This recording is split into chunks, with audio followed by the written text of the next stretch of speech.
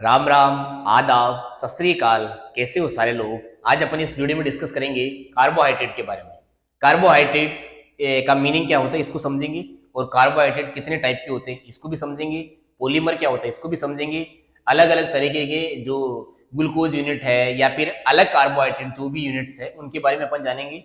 अगर आपको कार्बोहाइड्रेट मतलब ग्लूकोज का स्ट्रक्चर, गैलेक्टोज का स्ट्रक्चर, फ्रक्टोज का स्ट्रक्चर, राइबोज का स्ट्रक्चर, जो कि बहुत इंपॉर्टेंट स्ट्रक्चर है जो अपने सिलेबस में मोस्टली डायग्राम देके बनाए गए हैं, तो उसके बारे में आपको आना चाहिए। और ये स्ट्रक्चर अगर आपको बनाने नहीं आती है तो इस वीडियो लेक्चर के बाद में मैं गारंटी देता हूं आपको कि आपको कभी दोबारा से ग्लूकोज, गैलेक्टोज, फ्रक्टोज, राइबोज इन सब की स्ट्रक्चर सीखनी नहीं पड़ेगी। मैं इसी लेक्चर में आपको सिखा के छोड़ूंगा, आपको दिमाग में सेट करके छोड़ूंगा। ध्यान से मेरी बात सुनते जाइएगा, एक एक करके चलते हैं अपन। सबसे पहले अपन कार्बोहाइड्रेट का मतलब समझते हैं। सिंपल सा मतलब अपन निकालने की कोशिश करते हैं। किसी भी वर्ड के बारे में अपन सबसे पहले उसका मतलब समझते हैं। कार्बो, कार्बो यानी अपन लिखेंगे कार्बन। कार्बो यानी कार्बन है। हाइड्रेट, हाइड्रेट यानी होता है वाटर, अपन लिख देंगे वाटर। क्या हुआ था पुराने टाइम में, ओल्ड तरीके से बात करते हैं। पुराने टाइम में क्या हुआ था, एक वाटर का मॉलिक्यूल था या फिर कुछ वाटर था, उस वाटर में एक कार्बन डाल दिया, उस वाटर में कार्बन डाल दिया, इसको बोलते हैं हाइड्रो। हाइड्रो यानी वाटर होता है, ये कार्बन। हाइड्रो में कार्बन डाल दिया और बनने लग गया कार्बोहाइड्रेट।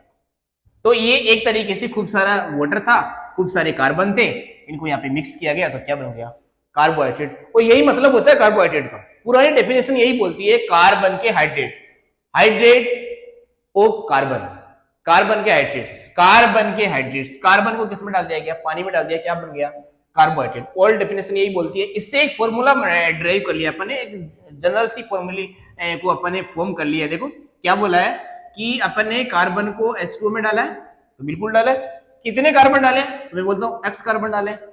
कितने H2O है, तो बोलते हैं Y है।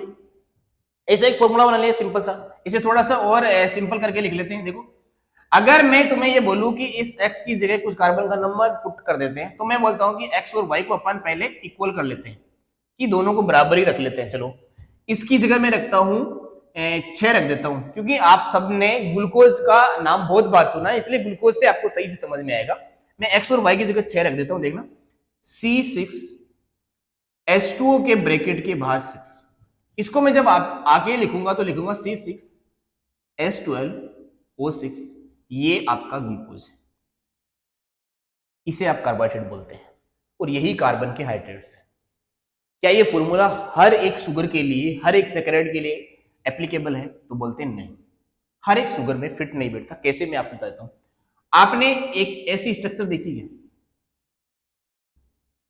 इसे बोलते हैं एसिटिक एसिड। ये एसिड है, ये शुगर नहीं है, लेकिन यहां पे देखना कार्बन कितने हैं, 2। अगर मैं इसे ऐसे ग्रुप में ऐसे करके लिखूं तो ये इसी तरीके का स्ट्रक्चर बन जाता है, और ये फॉर्मूला यहाँ पे फिट बैठ जाता है। इसका मतलब यहाँ पे ये अप्लाई हो रहा है, लेकिन ये शुगर नहीं है, उसके बावजूद अप्लाई हो रहा है। तो ये जो फॉर्मूला है ये पुराने डेफिनेशन के, देखो मुझे ये बताना कि पुराने डेफिनेशन को अपन सही मानेंगे गलत माने, पुराने डेफिनेशन को सही मानेंगे भाई।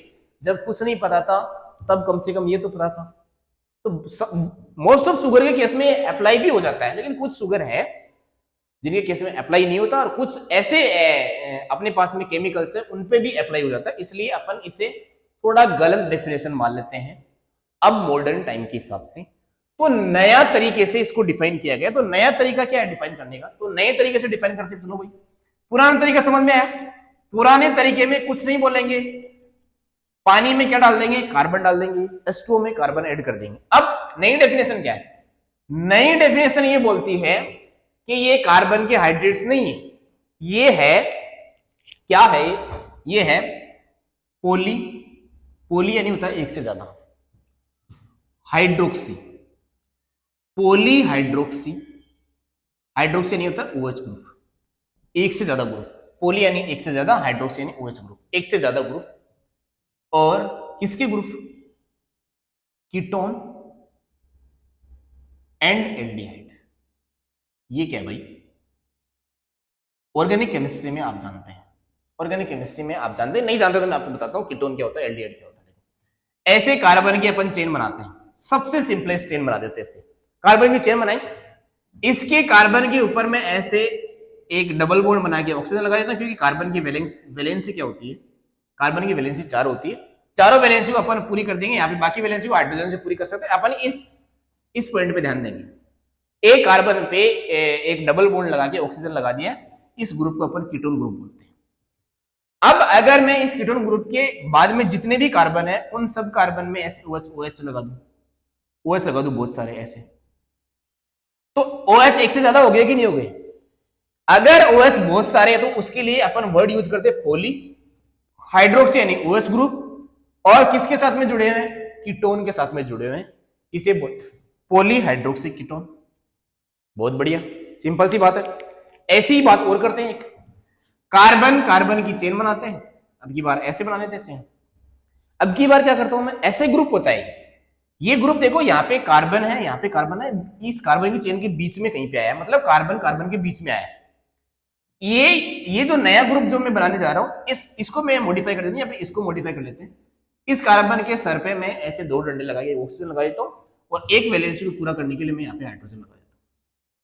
इस तरीके का जो ग्रुप होता है उसे अपन शॉर्ट में ऐसे लिखते हैं, एल्डिहाइड को ऐसे लिखते हैं अपन, C डबल बॉन्ड OH, और इधर की वैलेंसी फ्री कर देते हैं, ये एल्डिहाइड होता है, और C डबल बॉन्ड ऊपर, और ऐसे दोनों वैलेंसी फ्री करके इधर अपन अगर कार्बन कार्बन लगा दे तो ये वाला जो पार्ट होता है इसे अपन कीटोन बॉडी बोलते हैं। ये कीटोन पार्ट है, और ये वाला पार्ट एल्डिहाइड है। अगर मैं तुम्हें बोलूं कि ये तो हो गया एल्डिहाइड, इसके बाद में जो बच गया पार्ट है उसके साथ में अगर अपन खूब सारे OH लगा दें तो ये वाला पार्ट क्या बन गया, पॉलीहाइड्रोक्सी, और ये क्या है, एल्डिहाइड।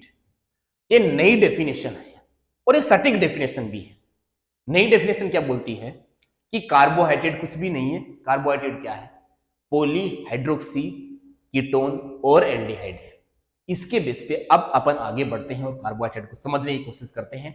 आइएगा मेरे साथ में, यहां से चलिएगा। इसके बेसिस पे, इन दोनों ग्रुप के बेसिस पे, एल्डिहाइड और कीटोन के बेसिस पे अपन ने कार्बोहाइड्रेट को 2 पार्ट में डिवाइड कर दिया है। एक ऐसी शुगर होगी, या शुगर का एक दूसरा नाम और बोल देता हूं मैं, ये जो कार्बोहाइड्रेट है शुगर है, शुगर शुगर शुगर मीठी। शुगर के लिए एक वर्ड और अपन यूज करते हैं, सैकराइड। सैकराइड लिख देता हूं। सैकराइड का मतलब होता है sweet in nature, sweet in taste, या फिर sweet in nature. Sweet in taste को सैकराइड बोलते हैं, सैकराइड को शुगर बोलते हैं, याद रखना आपको। अब देखना क्लासिफिकेशन किस बेसिस पे किया, ग्रुप के बेसिस पे। कौन से ग्रुप के बेसिस पे, एल्डिहाइड और कीटोन के बेसिस पे। एक हो जाएगी एल्डिहाइड वाली शुगर, एक हो जाएगी कीटोन बॉडी वाली शुगर, कीटोन पार्ट वाली शुगर, एक हो जाएगा एल्डोज शुगर, एक हो जाएगा कीटोज शुगर। एल्डिहाइड के बेस पे ये शुगर है, कीटोन के बेस पे ये शुगर है। आइएगा मेरे साथ में, एल्डोज शुगर कौन कौन से, ध्यान से देखते जाना, यहां से मेज द कॉलम में सीधे सीधे क्वेश्चन पूछ ले जाते हैं, बहुत इजी क्वेश्चन होते हैं, लेकिन अगर आपने थोड़ा सा ध्यान नहीं दिया तो क्वेश्चन गलत होने के चांसेस होते हैं। बायोलॉजी में, नीट में एक भी क्वेश्चन गलत नहीं होना चाहिए, ध्यान से अगर देखते जाएंगे तो क्वेश्चन गलत होगा भी नहीं। आइएगा, एल्डोज शुगर कौन कौन सी है, ग्लिसरेल्डिहाइड। ग्लिसरेल्डिहाइड अपन पढ़ते हैं ग्लाइकोलाइसिस में, याद है या नहीं है, लेकिन ग्लाइकोलाइसिस जब भी आप पढ़ोगे तो आप वहां पे एक नाम आएगा ग्लिसरेल्डिहाइड। 3 कार्बन की शुगर होती है। कितने कार्बन की, 3 कार्बन की शुगर। मैं आपको यहाँ पे एक बार एक जनरल बात और बता देता हूं, का जो शुगर होती है, जो मोनोमर यूनिट होती है, वो 3 कार्बन से 7 कार्बन तक होती है। मोनोमर यूनिट, मोनोमर यूनिट मतलब एक यूनिट, एक शुगर, दूसरी शुगर। शुगर में 3 कार्बन हो सकते हैं, शुगर में 4 हो सकते हैं, शुगर में 5 कार्बन हो सकते हैं, शुगर में 6 कार्बन हो सकते हैं, और शुगर में 7 कार्बन हो सकते हैं। इससे ज्यादा शुगर में कार्बन नहीं होते हैं। आइएगा मेरे साथ में, aldose sugar, glyceraldehyde 3 carbon, erythrose 4 carbon. Erythrose में 4 कार्बन, याद रखेंगे, 4 कार्बन लिख देता हूं। कार्बन कितने, 4। राइबोज में याद रखेंगे 5 कार्बन होते हैं। ग्लूकोज गैलेक्टोज दोनों में 6 कार्बन होते हैं। एल्डो शुगर याद रखनी है, ये नाम तो आनी चाहिए तुम्हें, क्योंकि ये तुम्हारे सिलेबस में बार बार लिखा गया है, इसलिए तुम्हें ये तो पता ही होना चाहिए। कीटोन शुगर कौन सी है, dihydroxy acetone, acetone, on on, ketone ketone ketone. देखो यहाँ पे सब जगह क्या आ रहा है, ओज ओज ओज ओज आ रहा है, एल्डोज शुगर। इधर आएगा ketose sugar, dihydroxy acetone sugar है, कौन सी शुगर है, कीटोज शुगर। दूसरी राइबुलोज, राइबोज नहीं, राइबुलोज, राइबोज इधर आएगा, राइबोलोज शुगर है। अब मैं तुम्हें एक सिंपल सी बात बताता हूं, अगर ओ जा रहा है, शुगर के नाम में ओ जा रहा है तो वो होगा एल्डिहाइड शुगर, और उलोज आ रहा है, उलोज उलोज तो होगा कीटोज शुगर। लेकिन आपको किसके केस में, फ्रक्टोज के केस में अलग से याद रखना है। फ्रक्टोज में ओ जा रहा है फिर भी ये कीटोज शुगर है, ऐसे याद रख लेंगे। लेकिन बाकी जनरल बात ये है कि उलोज जिसमें आ रहा है वो है कीटोज, और ओ जिसमें आ रहा है वो एल्डिहाइड शुगर है। ये फ्रक्टोज, राइबोलोज के बाद में फ्रक्टोज। अच्छा, ये 3 कार्बन का शुगर है, ये वाला जो है वो यहाँ पे 5 कार्बन का शुगर है, ये भी 5 कार्बन का, ये सॉरी ये 6 कार्बन का शुगर है, और ये 7 कार्बन का शुगर है। क्या नाम है इसका, सेडोहेप्टुलोज। सेडोहेप्टुलोज आपके सिलेबस में नहीं है, आप सिर्फ नाम याद रखेंगे कि 7 कार्बन के शुगर को अपन सेडोहेप्टुलोज बोलते हैं, बस इतना याद रखना, इससे आगे आपको याद नहीं रखना। चलो अब मैं तुम्हें बताता हूं कि एक नेचर होता है, एक क्या नेचर होता है कि अपन जो भी खाना खाते हैं उसे अपन कार्बोहाइड्रेट बोल देते हैं। खाना अपन जो खा रहे हैं जिसमें शुगर निकलेगी वो कार्बोहाइड्रेट है। कार्बोहाइड्रेट को खाएंगे तो डाइजेस्टिव सिस्टम में जाएगा और वहां पे होगा H2, मतलब मीडियम होगा, और ये टूटना चालू हो जाएगा। इस पे एंजाइम एक्ट करेंगे कार्बोहाइड्रेटेस, और ये टूटना चालू हो जाएगा। एक तरीके से क्या हो जाएगा, हाइड्रोलाइसिस होगा। अगर आप डाइजेस्टिव सिस्टम पढ़ के आए हो, हाइड्रोलाइसिस, अगर आपने डाइजेस्टिव सिस्टम कभी पढ़ा है तो डाइजेस्टिव सिस्टम, डाइजेशन का सिंपल सा मीनिंग होता है हाइड्रोलाइसिस ऑफ फूड। हाइड्रोलाइसिस का मतलब होता है पानी का मिक्सिंग। आप पानी पीते हैं, हाइड्रोलाइज हो जाते हैं। हाइड्रोलाइसिस मतलब क्या हो रहा है, वाटर की एडिंग हो रही है। वाटर एड हो रहा है मतलब वाटर की प्रेजेंस में चीजें टूट रही है। वाटर एड होने का मतलब है कि बड़ी चेन होगी, उसमें वाटर बीच बीच में बॉन्ड जो होंगे उनमें बीच में वाटर एड हो जाएंगे और यूनिट फ्री होती चली जाएगी। इसके बेसिस पे, हाइड्रोलाइसिस के बेसिस पे अपन ने कार्बोहाइड्रेट को फिर से डिवाइड कर रखा है। कैसे डिवाइड कर रखा है देखना। एक नाम मैंने लिख रखा मोनोसेक्राइड। मोनो यानी होता है सिंगल, मोनो यानी होता है एक, एक यानी होता है मोनो। मोनोसेक्राइड एक यूनिट है, शुगर की यूनिट कितनी है, 1। इसका मतलब इससे आप हाइड्रोलाइज नहीं कर सकते। हाइड्रोलाइज किसे करेंगे, जब पॉलीमर होगा, एक बड़ी चेन होगी, उसमें बहुत सारी मोनोमर यूनिट होगी। मोनोमर यूनिट ही अलग होती है, मोनोमर को अपन वापस पानी डाल के अलग नहीं कर सकते। तो ये जो मोनोसेक्राइड है, इसमें पानी आप डालेंगे तो ये पानी में तैरती रहेगी, ये टूटेगी नहीं, तो इसका हाइड्रोलाइसिस नहीं हो सकता। इसका मतलब इसका हाइड्रोलाइसिस नहीं हो सकता, ध्यान रखनी बात। इसमें कौन कौन आएंगे, इसमें 3 से 7 तक के सारे कार्बन वाली शुगर आ जाएगी मोनोसेक्राइड में। नाम आप बोल सकते हैं, इनमें ही है सारे नाम। कौन से, ग्लूकोज, गैलेक्टोज, फ्रक्टोज, राइबोज, ये सब क्या है, मोनोसेक्राइड है। एक ही चेन है, एक चेन है या फिर एक सिंगल क्या है, रिंग बनी हुई है, बस। इसके अलावा इसमें 2 चेन 3 चेन ऐसे कुछ भी नहीं है। उसके बाद मैंने दूसरा नाम लिखा ओलिगोसेक्राइड। ओलिगोसेक्राइड का मतलब ये हो गया है कि अब जो ये जो मोनोसेक्राइड है ये रिपीट होने लग गई है। इसका मतलब मोनोसेक्राइड की यूनिट आ गई है, 1 यूनिट, 2 यूनिट, 2 से ज्यादा यूनिट, 2, 4, 5, 6, 7, 8 ऐसे। ओलिगोसेक्राइड में जो मोनोमर की जो यूनिट होती है, मोनोसेक्राइड की जो यूनिट होती है वो 2 से 9 होती है। 2 से 2 to 9 सब यूनिट इसमें होती है ओलिगोसेक्राइड में। जैसे डाइसेक्राइड, ट्राइसेक्राइड, डाई यानी 2 सेक्राइड, ट्राई यानी 3 सेक्राइड, टेट्रा यानी 4। अगर अपन मोनोमर यूनिट को जोड़ देंगे तो क्या बन जाएगी, एक यूनिट बनने लग जाएगी और एक बड़ी यूनिट बनने लग जाएगी जिसमें बार बार मोनोमर यूनिट रिपीट होगी। इसका एग्जांपल आप लिख सकते हैं लैक्टोज, माल्टोज।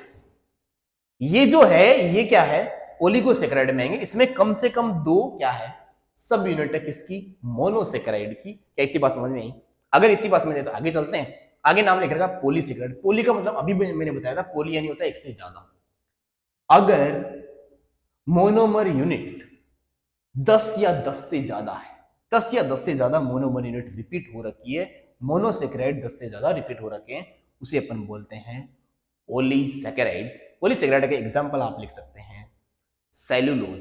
सेलुलोज होता है प्लांट की सेल वॉल में, जो प्लांट की सेल वॉल होती है उसमें सेलुलोज होता है। प्लांट में बहुत सारा सेलुलोज होता है, और वो सेलुलोज क्या होते हैं, बीटा डी ग्लूकोज की रिपीटेशन होती है, उसमें बहुत बार रिपीटेशन होती है, उसे अपन क्या बोलते हैं, पॉलीसेक्राइड बोलते हैं।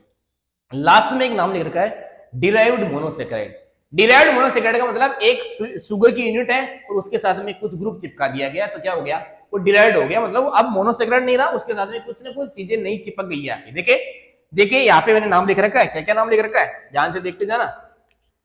Glucose amine, glucose amine, glucose के साथ में क्या आ गया, अमीनो एसिड आ गया, क्या बन गया, ग्लूकोज अमाइन। हो गया डेरिवेशन, हो गया ड्राइव।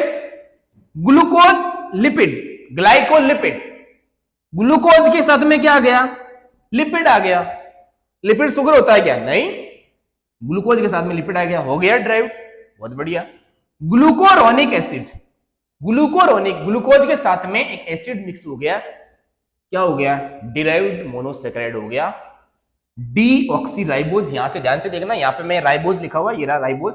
राइबोज एक शुगर है मोनोमर, ये भी मोनोमर ही है लेकिन इसका डिराइव्ड हो गया है, अब ये होगी डीऑक्सी। इसका मैं आपको मतलब समझाऊंगा डीऑक्सी का मतलब क्या होता है, लेकिन आप याद रखेंगे कि डीऑक्सीराइबोज शुगर है वो डिराइव्ड मोनोसेक्राइड है। इसके बाद में मैनिटोल, मेनोज के साथ में क्या आ गया, OH ग्रुप ऐड हो गया, डिराइव्ड शुगर बन गया, एल्कोहल ग्रुप यहां पे आ गया, इसके साथ में डिराइव्ड शुगर बन गया, डिराइव्ड मोनोसेक्राइड बन गया। क्या इतनी बात तुम्हें समझ में आई? अगर इतनी बात तुम्हें समझ में आई है तो मैं आपको मोनोमर यूनिट बना के सिखा देता हूं, और आज के बाद में आपको ग्लूकोज, गैलेक्टोज, फ्रक्टोज, राइबोज ये सब बनाना कहीं से सीखना नहीं पड़ेगा, आप आज से सीख जाएंगे। आज के बाद में मैं आपको गारंटी देता हूं, आज के बाद में आप ग्लूकोज, गैलेक्टोज, राइबोज ये जितनी भी शुगर्स है, जो मोनोमर शुगर्स है, जो आपके सिलेबस में है और बार बार आपके सिलेबस में रिपीट किया गया है, उसको आपको दोबारा से स्ट्रक्चर बनाना सीखना नहीं पड़ेगा। इस चीज की मैं गारंटी देता हूं आपको। कैसे देखना, सबसे पहले मैं आपको एक बात बताना चाहता हूं, एक मैं रिंग बताता हूं। ऐसे ऐसे मैंने एक रिंग बनाई है, ऐसे मैंने एक रिंग बनाई है, और एक रिंग और बना देता हूं, एक रिंग मैंने ऐसे बनाई है। इन दोनों रिंग के यार कुछ नाम है, वो नाम आपको याद रख लेने ताकि आपको कंफ्यूजन हो। इस रिंग में देखो, ये जितने भी कॉर्नर्स है ये सब कार्बन है, इसमें 5 कार्बन आपको दिखेंगे, इसमें आपको 4 कार्बन दिखेंगे रिंग में, इसके बाहर भी कुछ कार्बन लगे होंगे लेकिन रिंग की बात कर रहे हैं अभी तक। ये जो रिंग है ना, ये जो रिंग, इस रिंग का नाम है पाइरेन रिंग, पाइरेन रिंग, इसका नाम आप याद रखेंगे पाइरेन रिंग, और इसका नाम आप याद रखेंगे फ्यूरान रिंग, फ्यूरान रिंग, ये फ्यूरान रिंग है, फ्यूरेन या फिर फ्यूरान रिंग, इसे अपन याद रख लेंगे। ये दोनों रिंग आपके दिमाग में आएगी। कैसे बनाएंगे, पाइरेन रिंग बनानी है तो इस तरीके से बना देंगे, फ्यूरान रिंग बनानी है तो इस तरीके से बना देंगे, फ्यूरान रिंग, पाइरेन रिंग। ध्यान से देख लो, दिमाग में रिपीट करते रहो, फ्यूरान रिंग क्या होती है, पाइरेन रिंग क्या होती है, भूलना नहीं है, भूलना नहीं है। अगर ये आप भूल गए तो फिर आप स्ट्रक्चर बनाने में थोड़े से ऐसे महसूस करोगे। अब मैं आपको सबसे पहले बना के दिखा देता हूं। ग्लूकोज, ग्लूकोज 2 टाइप के होते भाई, एक ग्लूकोज होगा अल्फा ग्लूकोज, एक होगा बीटा ग्लूकोज। मैं आपको ग्लूकोज बना के सिखाता हूं। सबसे पहले ग्लूकोज में आपको याद रखना है, ग्लूकोज में पाइरेन रिंग होती है। पाइरेन रिंग कैसे बनती है भाई, ये रिंग ऐसे बनाते हैं अपन पाइरेन रिंग, ये पाइरेन रिंग है। ग्लूकोज का फॉर्मूला आप सबको आता है, इसलिए मैं आपके फॉर्मूला लिख भी देता हूं, C6H12O6, ये ग्लूकोज का फॉर्मूला है। अब अल्फा ग्लूकोज होता है, बीटा ग्लूकोज, दोनों का फॉर्मूला सेम ही है। चलो अब मैं तुम्हें बताऊं, ये सारे के सारे ये कॉर्नर्स क्या है, तो ये तो भाई कार्बन है। कार्बन की वैलेंसी कितनी होती है, 4। चलो सबकी 4 वैलेंसी पूरी कर देते हैं, 4 वैलेंसी पूरी होगी, लेकिन कार्बन अभी 6 नहीं बने, 6 कार्बन बनाते हैं पहले इसमें। एक कार्बन ये रहा, 2 नंबर, 3, 4 नंबर कार्बन ये रहा, 5 नंबर कार्बन ये रहा। 6 नंबर कार्बन को मैं यहाँ पे रखता हूँ, 6 नंबर कार्बन को मैं यहाँ पे लिख ही रहा हूँ। 6 नंबर कार्बन की वैलेंसी पूरी करने के लिए मैं कुछ ऐसा कुछ इंतजाम कर रहा हूँ इस पे। ये मैंने ऐसा इंतजाम कर दिया 6 नंबर कार्बन के, ये 6 नंबर कार्बन लिख दिया। अब कार्बन 6 हो गए। अब आप दोबारा से नहीं बोलेंगे कि कार्बन 6 नहीं है, 6 कार्बन हो गए, 1 2 3 4 5 6। इसकी वैलेंसी भी पूरी कर दी 6वें कार्बन की। CH2OH ग्रुप लगा दिया। कैसे लगाया, देखो कार्बन की एक OH ग्रुप लगाया और एक मैंने क्या लगाया, 2 मैंने हाइड्रोजन लगाए, और नीचे से वैलेंसी पूरी हो रखी है, तो 4 यहाँ पे वैलेंसी पूरी हो गई। इतनी बात आपको समझ में आई होगी। अब आप ध्यान से देखते जाना, इस स्ट्रक्चर को कैसे डिजाइन करेंगे, वो भूलेंगे नहीं कभी। कैसे नहीं भूलेंगे, देखना। 5 नंबर कार्बन के ऊपर वाले कार्बन पे क्या चिपका हुआ है, OH। इस कार्बन के ऊपर की तरफ अगर OH चिपका हुआ है तो नीचे H चिपका दो भाई, नीचे H चिपका दो। इसके बाद में इस कार्बन के नीचे H चिपका हुआ तो इस कार्बन के ऊपर H चिपका दो। अल्टरनेट चेंज करते जाना है। अब आप खुद ही समझ जाएंगे, इस कार्बन के ऊपर OH नीचे H है, इस कार्बन के नीचे H है तो इस कार्बन के ऊपर H आ जाएगा, तो इस कार्बन के नीचे फिर क्या आ जाएगा, OH आ जाएगा। अब इस कार्बन के नीचे क्या है, OH, तो इस कार्बन के ऊपर OH आ जाएगा। और इसके ऊपर OH है तो यहाँ पे H आ जाएगा। इधर इस कार्बन के ऊपर OH है तो इस कार्बन के नीचे OH आएगा और ऊपर क्या जाएगा H। अल्टरनेट चेंज करते चले जाना है और इधर ऊपर H है तो नीचे H और इधर OH। ये जो स्ट्रक्चर बनी है कैसे बनी देखो, H OH H OH H OH, alternate change करते जाना है। ये जो स्ट्रक्चर बन के तैयार हुई ना, इसे अपन बोलते हैं बीटा डी ग्लूकोज। इसे बीटा डी ग्लूकोज बोलते हैं। ध्यान से सुनते जाना, ये क्या है, बीटा डी ग्लूकोज। अब मैं आपको बीटा डी ग्लूकोज पहले बना दिया मैंने, अल्फा पहले बनाना था, लेकिन ये एक ट्रेंड बना लिया मैंने। क्या, OH के नीचे H फिर H, अल्टरनेट चेंज करते जाना है। नीचे H ऊपर H, नीचे OH ऊपर OH, नीचे ऊपर H, नीचे OH ऊपर OH। समझ गया क्या बन गया beta D glucose. Alpha D glucose कैसे बनता है, रिंग तो भाई सेम ही रहेगी, रिंग को आप चेंज नहीं करेंगे, रिंग तो इसमें दोनों में पायरीन रिंग ही रहेगी। ये डबल बॉन्ड नहीं है, मैंने ऐसे दो लाइन बना दी। चलो फिर से मैं कार्बन की वैलेंसी पूरी करने जा रहा हूं।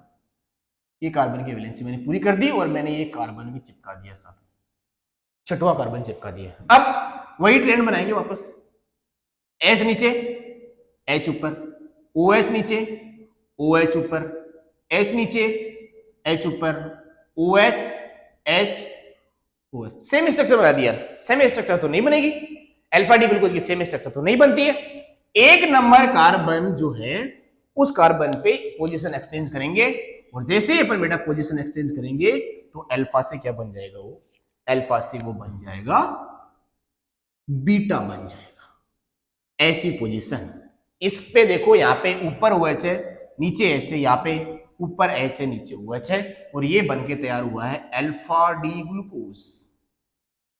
ये आपको समझ में आया कि नहीं आया?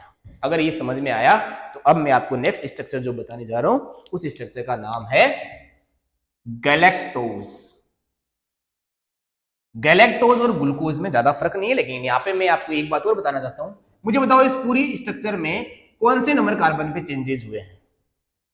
कार्बन नंबर 1 पे ही चेंज हुआ है, बाकी कार्बन की पोजीशन सब में सेम है, अल्फा और बीटा दोनों में। अपन ग्लूकोज की बात कर रहे हैं, अल्फा ग्लूकोज बीटा ग्लूकोज में कौन से कार्बन पे एक्सचेंज हुआ था ग्रुप? 1 नंबर कार्बन में। जिस कार्बन पे ग्रुप एक्सचेंज होता है उस कार्बन का नाम अपन बोलते हैं एनोमेरिक कार्बन। ये एनोमेरिक कार्बन है, इसका नाम दे दिया गया एनोमेरिक कार्बन। एनोमेरिक कार्बन कौन सा है? जिसपे ग्रुप एक्सचेंज होते हैं, H ऊपर चला जाता है और OH नीचे आ जाता है, उसे अपन एनोमेरिक कार्बन बोलते हैं। तो इसमें ये एक नंबर क्या है? एनोमेरिक कार्बन है। पूछा जाएगा आपसे कि alpha D glucose beta D glucose जब बनता है तो उसमें एनोमेरिक कार्बन कौन सा होता है? तो याद रखना है नंबर 1 कार्बन कौन सा है? Anomeric carbon. चलो बहुत बढ़िया। गैलेक्टोज ग्लूकोज में कोई फर्क नहीं है, इसलिए चेन तो सेम ही बनेगी। ये रिंग तो सेम बनेगी, चेन नहीं, रिंग तो सेम ही बनेगी। रिंग सेम बन रही। चलो कार्बन की वैलेंसी पूरी कर रहे हैं। कार्बन की वैलेंसी पूरी करने के साथ में क्या बना देंगे? CH2OH, छठवां नंबर कार्बन अपन ने चिपका दिया। अब की बात देखना, H नीचे फिर H ऊपर फिर OH नीचे फिर OH ऊपर H नीचे H ऊपर OH नीचे H नीचे OH ऊपर। मुझे ध्यान से देखिए बताना इस स्ट्रक्चर में इस स्ट्रक्चर में कोई फर्क है क्या? तो आप ध्यान से देखेंगे तो आपको पता लगेगा कि कोई फर्क नहीं है भाई, कोई फर्क नहीं है। तो फिर गैलेक्टोज और इसमें ग्लूकोज में कोई फर्क नहीं होता? अरे होता है भाई, अभी तो मैंने स्ट्रक्चर बनाया है। गैलेक्टोज में जो स्ट्रक्चर मैंने जो बनाई है इसकी जैसी स्ट्रक्चर है। अब मैं सबसे पहले अगर यहाँ पे मैंने बीटा डी ग्लूकोज बना रखा तो यहाँ पे मैं बीटा डी गैलेक्टोज बना देता हूँ। तो बीटा गैलेक्टोज कैसे बनता है? ये कार्बन एक था, 2 3 4 नंबर कार्बन पे मैं क्या करूंगा और कोई चेंज नहीं करूंगा। 4 नंबर कार्बन पे मैं ग्रुप एक्सचेंज कर देता हूं। 4 नंबर कार्बन पे मैं अगर ग्रुप एक्सचेंज करता हूं तो क्या क्या आ जाता है? यहाँ पे देखो, इधर H था तो यहाँ पे क्या आ रहा था? H आ रहा था, लेकिन अब की बार यहाँ पे कौन आ जाएगा? H OH और नीचे आ जाएगा H। 4 number carbon alpha. एक ग्लूकोज याद रखने का तरीका, यहां से डायरेक्टली लिंक नहीं बनाएंगे अपन, लेकिन अपन ऐसा याद रखेंगे कि बीटा डी ग्लूकोज जैसा ही बीटा डी गैलेक्टोज होता है। 4 नंबर कार्बन पे पोजीशन चेंज होती है, बाकी सेम स्ट्रक्चर है, कोई चेंज नहीं है। अपन यहाँ पे नाम भी लिख देते हैं। ये क्या है? ये है बीटा डी गैलेक्टोज। क्या है ये? Beta D galactose. चलो अल्फा डी गैलेक्टोज ही बना देते हैं। ये रिंग बनाएंगे, सेम टू सेम रिंग बनाएंगे, कार्बन की वैलेंसी पूरी करेंगे, CH2OH लिखेंगे, 6 नंबर कार्बन पूरा करेंगे, वही क्या बनाएंगे? H H OH इधर OH H, इधर OH H और इधर OH H। अब मुझे ध्यान से देखिए बताना, अल्फा ये beta D glucose alpha D glucose वो गैलेक्टोज बनाएंगे, तो देखना क्या कर रहा है, ये तो यहाँ पे गैलेक्टोज कैसे बनता है, गैलेक्टोज तो 4 नंबर पे चेंज करने से बनता है, तो 4 नंबर पे तो पहले चेंज कर दो भाई, दोनों में ये पोजीशन तो सेम ही रहनी चाहिए, तो 4 नंबर पे अपन क्या करेंगे, ये चेंज कर देंगे। देखो ये मैंने यहाँ पे चेंज कर दिया, क्या बात समझ में आई? ये भी गैलेक्टोज है, ये भी गैलेक्टोज है, ये बीटा डी गैलेक्टोज है इसके जैसा। अब मैं बना रहा हूं alpha D galactose. Alpha D galactose में क्या करेंगे, अपन ने यहाँ पे पोजीशन चेंज करी थी ना, तो यहाँ पे भी चेंज कर दो भाई, ये पोजीशन अपन ने चेंज कर दी और ये क्या बन गया, अल्फा डी गैलेक्टोज बन गया है। क्या चेंज किया है, कुछ भी चेंज नहीं किया है, इसके जैसी स्ट्रक्चर बनाई है, सिर्फ और सिर्फ अपन ने क्या किया है, सिर्फ और सिर्फ अपन ने यहाँ पे एक्सचेंज किया है ग्रुप को, ये यहाँ पे स्ट्रक्चर को ऐसे चेंज कर देंगे किसमें, H, और यहाँ पे क्या आ जाएगा नीचे OH, तो ये क्या बन जाएगा, अल्फा बन जाएगा। ये तो था बीटा डी गैलेक्टोज, ये था अल्फा डी गैलेक्टोज। क्या आपको समझ में आई बात, ग्लूकोज गैलेक्टोज समझ में आया, कितना इजी है। देखो पहले अपन रिंग बनाएंगे, फिर ये 6 नंबर कार्बन लगाएंगे और अल्टरनेट चेंज करते जाएंगे, इसके चेंज 1 नंबर पे चेंज कर देंगे, अल्फा बीटा बन गया। उसके बाद में गैलेक्टोज, और इसमें कोई फर्क नहीं है, सेम स्ट्रक्चर यहाँ पे चिपका देंगे, 4 नंबर पे चेंज कर देंगे, तो क्या बन जाएगा, beta D galactose. Same structure यहाँ पे बनाएंगे, सेम स्ट्रक्चर 4 नंबर पे चेंज कर देंगे, क्या बन जाएगा, अल्फा डी गैलेक्टोज। कितनी बात समझ में? इसके बाद में जो स्ट्रक्चर में बनाने जा रहा हूं वो है फ्रक्टोज। फ्रक्टोज कैसे बनता है, क्योंकि सिलेबस में फ्रक्टोज आएगा, गैलेक्टोज आएगा, और क्या आएगा, राइबोज आएगा। 3-4 स्ट्रक्चर आपको समझ में आ गई। उसके बाद में अपन सीधा पॉलीमर बनाना चालू करेंगे। सबसे पहले मैं आपको बना देता हूं फ्रक्टोज। फ्रक्टोज का जो अगर मैं फॉर्मूला लिखना चाहूं तो फॉर्मूला यही है भाई, C6H12O6, ग्लूकोज जैसा ही फॉर्मूला है। इसका मतलब गैलेक्टोज, फ्रक्टोज, ग्लूकोज ये सब क्या है, ये सब सेम तरीके का फॉर्मूला रखते हैं, इसलिए इन्हें अपन क्या बोलते हैं, आइसोमर बोलते हैं। चलो फ्रक्टोज कैसे बनाएंगे, फ्रक्टोज में आपको याद रखना है F4 fructose, F4 furan ring. Furan ring कैसे बनती है, ऐसे बनती है जिसमें 4 कार्बन होते हैं, 1 ऑक्सीजन होता है। इसमें भी अपन हर एक कॉर्नर को कार्बन मानेंगे और वैलेंसी पूरी करेंगे भाई, वैलेंसी पूरी करेंगे और चालू करेंगे वैलेंसी पूरी करना। देखो यहां से अगर मैं 1 नंबर कार्बन दूं, 2 नंबर, 3 नंबर, 4 नंबर और यहाँ पे 5 नंबर, तो 5 ही कार्बन बनेंगे। तो यहाँ पे अपन एक नया तरीका लगाएंगे, इस वाले कॉर्नर के ऊपर एक कार्बन चिपका देंगे। चलो चिपका देते हैं पहले, CH2OH चिपका दिया। उसके बाद में क्या करेंगे, इस कार्बन के ऊपर OH लगा दो, नीचे क्या लगा देंगे, H। इस पे H लगाओ तो यहाँ पे नीचे ऊपर H, नीचे क्या है OH, नीचे OH तो ऊपर OH, इधर नीचे क्या है, नीचे आ जाएगा H, इधर ऊपर हुआ तो नीचे OH।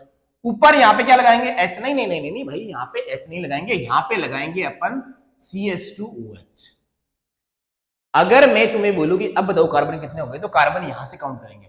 1 नंबर ये है, 2 number, 3 number, 4 number, 5 number, 6 carbon इसमें हो गए, और फॉर्मूला यही रहेगा इसका। और ये जो बन के तैयार होना, ये इसे अपन बोलते हैं अल्फा डी फ्रक्टोज। ये क्या है, फ्रक्टोज। आप ऐसे याद रख लेंगे कि दोनों CH2OH ऊपर की साइड है तो अल्फा डी फ्रक्टोज है। और सिंपल सी बात ये है कि फिर से अपन ये रिंग बनाएंगे और फिर से कार्बन की वैलेंसी पूरी करेंगे, फिर से ये क्या बनाएंगे, यहाँ से CH2OH। ये तो यहाँ यहीं पे रखना है, फिक्स रखना है।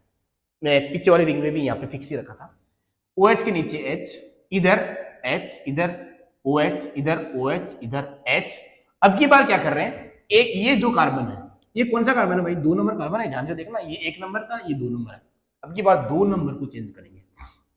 2 नंबर को चेंज जो कर रहे हैं, तो यहाँ पे आ जाएगा क्या, यहाँ पे क्या आ रहा था, नीचे OH आ रहा था और ऊपर क्या जा रहा था, CH2OH। तो अब की बार अपन चेंज करेंगे और इसको पलट देंगे 2 नंबर कार्बन में। तो यहाँ पे आ जाएगा CH2OH और यहाँ पे क्या आ जाएगा OH। ये जो स्ट्रक्चर बन के तैयारी हुई, ये है बीटा डी फ्रक्टोज। ये स्ट्रक्चर क्या है, फ्रक्टोज। मुझे बताना यहाँ पे एनोमेरिक कार्बन कौन सा है। एनोमेरिक कार्बन यहाँ पे है 2 नंबर, तो यहाँ पे मैं लिख देता हूं एनोमेरिक कार्बन कौन सा है, 2 नंबर कार्बन यहाँ पे एनोमेरिक है। याद रखेंगे आप, ये एनोमेरिक कार्बन यहाँ पे इस तरीके से बन जाता है। चलो अच्छा, एक बात मैंने आपको गैलेक्टोज में नहीं बताई। गैलेक्टोज में मुझे बताओ एनोमेरिक कार्बन कौन सा है। एनोमेरिक कार्बन, गैलेक्टोज में एनोमेरिक कार्बन कौन सा है बताइएगा मुझे। अल्फा और बीटा में कहां पे चेंज कर रहे थे अपन, 1 नंबर पे ही चेंज कर रहे थे, 2 नंबर पे नहीं कर रहे थे। वहां पे भी एनोमेरिक कार्बन कौन सा है, 1 नंबर कार्बन ही वहां पे है एनोमेरिक कार्बन। अपन ग्लूकोज को गैलेक्टोज से कंपेयर नहीं करेंगे। इसके बाद में मैं आपको स्ट्रक्चर बना के बता देता हूं किसकी, राइबोज की, सबसे इंपॉर्टेंट स्ट्रक्चर। और राइबोज में भी फ्यूरान रिंग होती है। ये मैंने फ्यूरान रिंग बना दी फिर से। मैं क्या बनाने जा रहा हूं, मैं ये जो राइबोज बनाने जा रहा हूं, राइबोज शुगर। मैं आपको अल्फा बीटा इसमें नहीं बनाएंगे, सिर्फ राइबोज बनाएंगे। चलो इसकी वैलेंसी पूरी करेंगे। राइबोज का पहले मैं फॉर्मूला देता हूं, C5H10O5, ये राइबोज का फॉर्मूला है। इसमें 5 कार्बन होंगे, एक कार्बन ये रहा, 2 ये रहा, 3 ये रहा, 4 ये रहा और 5वां कार्बन यहाँ पे चिपका देंगे, यहाँ पे चिपका दिया। क्या आपको राइबोज कार्बन समझ में आया? राइबोज कार्बन के बाद में ये जो राइबोज की जो स्ट्रक्चर है, ये यहाँ पे देखना, यहाँ से मैंने इस तरीके से फ्यूरान रिंग बनाई और इस तरीके से मैंने कार्बन की वैलेंसी पूरी कर रखी। अब देखना इस OH के नीचे क्या लगाएंगे, H लगाएंगे। अब की बार अल्टरनेशन नहीं करेंगे, अब की बार एक इमेजिनरी लाइन बनाएंगे। इस पूरी लाइन में H H H H चिपका देंगे, इस पूरी लाइन में H H लगा देंगे। यहाँ पे H, यहाँ पे H, यहाँ पे H और यहाँ पे भी H। इसके अलावा जितनी जगह बच गई ना, सब जगह OH चिपका देंगे। जितनी जगह बच गई सब जगह OH चिपका देंगे और ये बन जाएगी राइबोज शुगर। और आपको जेनेटिक्स के लिए याद रख लेना है कि ये RNA में मिलती है। राइबो न्यूक्लिक एसिड में शुगर कौन सी मिलती है, राइबोज शुगर, याद रखना है। एक डिराइव्ड शुगर जो मैंने यहाँ पे लिख रखी है, ये डिराइव्ड शुगर में ये मैंने लिख रखा है डीऑक्सीराइबोज शुगर। मैं आपको बता देता हूँ क्या होता है डीऑक्सीराइबोज। डी यानी होता है बाहर निकलना, डी यानी बाहर निकलना। जैसे आपने एक नाम सुना होगा डिहाइड्रेशन। डिहाइड्रेशन का मतलब क्या होता है, वाटर की कमी किसमें, बॉडी में वाटर की कमी, मतलब बॉडी से वाटर बाहर निकल गया, इसलिए तो वाटर की कमी होगी बॉडी में। तो डी यानी होता है बाहर निकलना, डिहाइड्रेशन, हाइड्रो यानी क्या होता है वाटर, वाटर बाहर निकल गया, डिहाइड्रो, डी यानी बाहर निकलना, हाइड्रो यानी वाटर। यहाँ पे अपन क्या बाहर निकालेंगे, देखो इसके आगे तो ये राइबोज ही लिखा हुआ है, इसके ये तो यहाँ पे तो राइबोज राइबोज सेम होता है। यहाँ पे क्या लिखा हुआ, डीऑक्सी, डी यानी बाहर निकलना, ऑक्सी यानी ऑक्सीजन, तो एक ऑक्सीजन बाहर निकल जाएगा भाई। इस पूरी चेन में से एक जगह से ऑक्सीजन बाहर निकालेंगे और क्या बना देंगे, डीऑक्सीराइबोज शुगर। चेन यही रहेगी, चेन क्या, रिंग यही रहेगी, रिंग ऐसी बनाएंगे। कैसी रिंग बनाएंगे, ऐसी ही रिंग बनाएंगे और कार्बन की वैलेंसी ऐसी ही पूरी करेंगे। और कैसे बनाएंगे अब देखना, इसको तो अपन CH2OH ऐसे रख देंगे, इसमें ये हाइड्रोजन हाइड्रोजन इसी लाइन में चिपकाएंगे। फिर मैंने क्या बताया था, बाकी जो जगह बच गई वहां पे क्या लगाएंगे, OH। चलो एक बार सब जगह OH लगा देते हैं, तो ये वापस कौन सी शुगर बन जाएगी, राइबोज शुगर। अब इसे क्या बनाना है, डीऑक्सीराइबोज शुगर। डी यानी होता है बाहर निकलना, किसको बाहर निकालेंगे, ऑक्सीजन को बाहर निकालेंगे। ये 1 नंबर कार्बन था, ये 2 नंबर, ये 3 नंबर, ये 4 और ये 5 नंबर कार्बन है। मैं आपको बता देता हूँ 2 नंबर कार्बन से ऑक्सीजन बाहर कर देते हैं और ये क्या बन जाता है, डीऑक्सी। डी यानी होता है बाहर, ऑक्सीजन बाहर निकल गया और क्या बच गया फिर, राइबोज तो होता ही होता है। अब मुझे बताओ इसका फॉर्मूला मैं लिख दूं यहाँ पे, C5H10O5, जो मैंने ऊपर भी लिख रखा है। इसका यहाँ पे फॉर्मूला बताओ, C कार्बन कम हुआ है क्या, नहीं। 5 हाइड्रोजन कम हुआ है क्या, नहीं नहीं नहीं, हाइड्रोजन उतनी, ऑक्सीजन एक कम हो गया, ये बन गया डीऑक्सीराइबोज शुगर। क्या आपको जो मोनोमर यूनिट से जो मोनोसेकेराइड जो वो समझ में आया? इसके आगे आप ध्यान से